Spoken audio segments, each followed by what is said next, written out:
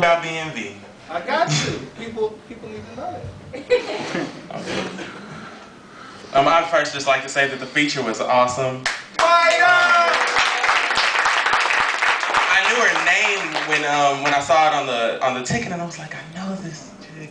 And then she started saying poems, and I was like, oh, I admire this chick. So I was like, okay, so now I got to do something good. And then I was like, no, why I got to do something good for her? Maybe I should do something good for me. Yeah. So then that switched the poem, and then I said, you know, why do I have to do something good? Maybe I'll do something short, and then, so it ended up with this poem, basically. I'm liable to forget it. First time I read it. This is testimony of a teenage artist.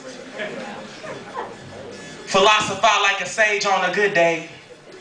Wouldn't read it from a page on a bad day.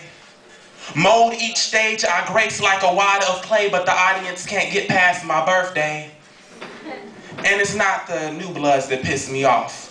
It's the seasoned, fight the good fight types. Never had the urge to bite types. Hear about a slam the day before and that's the only time they write types. Got content and let a team snatch the light types. Gossip in the back, are they supposed to touch our mic types? Doesn't matter what slam it is, each time I spit the host has to ask, did you hear that kid? Like, look, he's not 40, behold. One night some cat said I got poems that old, and all I could say was, yeah, I know, because I hear it each and every time you come to a show. I could spit it. Take it to the table, refit it, and sit the poet down and give him the talk. When a poet and a pen love each other really much, a first line is struck.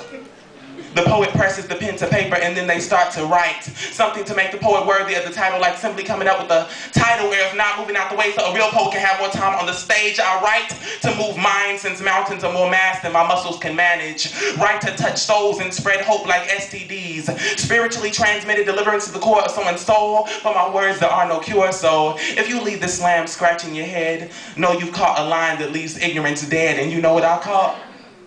Questions like, so, how old are you? And you go to Paseo? Now, I love you for listening and appreciate the attention, but not invitations to perform free of charge for a room full of 9 CD buying adults on my weekend for free.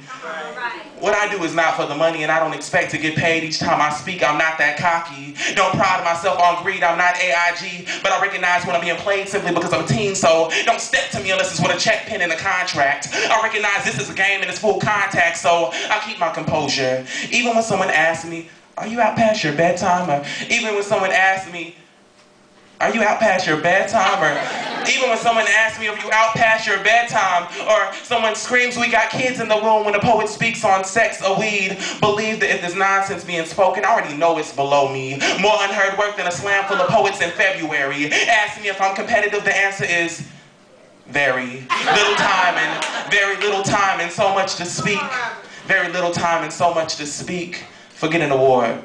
Real artists don't stress over the money and true griots don't care about the fame as long as when I step from the mic deception has been slain, for that's the only prize I seek to gain. Let deception be slain. I'm gonna end it like this.